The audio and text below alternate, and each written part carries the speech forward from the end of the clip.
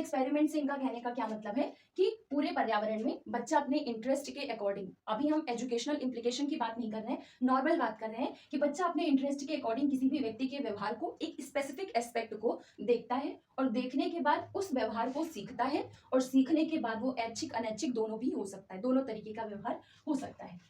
Observe करके बच्चे basic task सीखते हैं। बेसिक टास्क जैसे कि लैंग्वेज, भाषा का सीखना, कल्चरल नॉर्म्स सीखना, या पर्टिकुलर कोई स्किल है सीखना। जैसे कि कोई बच्चा है वो लगातार टीवी पे देख रहा है और टीवी पे क्रिकेट चल रहा है, तो क्रिकेट में उसको अपने इंटरेस्ट के अकॉर्डिंग या फिर सिर्फ देखने से ही सचिन तेंदुलकर की बैटिंग उसको बहुत ज्यादा अच्छी लग गई, तो वो क्या करेगा, नॉर्मली लेकर के बैट से खेलने की कोशिश करेगा और वैसे ही खेलने की कोशिश करेगा जैसे कि सचिन तेंदुलकर क्रिकेट में खेलते हैं। तो वो कोशिश कर रहा है केवल। अब इसका स्टेप बाय स्टेप देखेंगे। इसके 4 स्टेप होते हैं ऑब्जर्वेशनल लर्निंग की: अटेंशन, रिटेंशन, रिप्रोडक्शन और मोटिवेशन।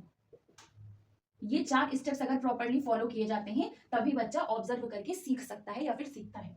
तो जो बेसिक टास्क होते हैं वो सारी चीजें सीखी जाती हैं ऑब्जर्वेशन के थ्रू।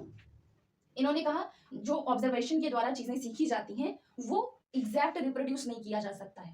ठीक है, ये नहीं होता है कि जैसे इमिटेशन में होता है एग्जैक्ट जैसा जैसा सीखा है तुरंत बिल्कुल वैसा ही इमिटेट करना, बिल्कुल वैसा ही व्यवहार करना, तो वो एग्जैक्ट रिप्रोडक्शन होता है। लेकिन अगर ऑब्जर्वेशन के द्वारा सीखा जाता है तो एग्जैक्ट रिप्रोडक्शन नहीं किया जाता है उस बिहेवियर का, बल्कि उस हिसाब से अपने व्यवहार को डेवलप करने की, विकास करने की कोशिश की जाती है। क्योंकि वो जो भी ऑब्जर्व करता है बिहेवियर को, उस ऑब्जर्व्ड बिहेवियर को अपने अंदर विकसित करता है और विकसित करने के बाद उस बिहेवियर को परफॉर्म करता है।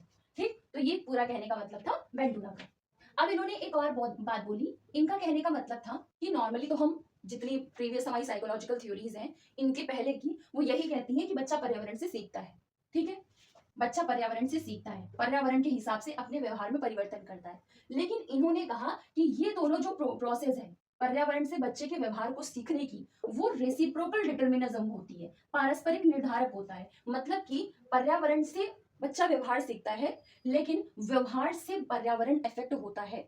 मान लीजिए कोई व्यक्ति है, वो किसी पर्टिकुलर टाइप का बिहेवियर है जो कि कर रहा है, पर्टिकुलर टाइप का कोई बिहेवियर है जो कि व्यवहार है जो कि प्रदर्शित कर रहा है।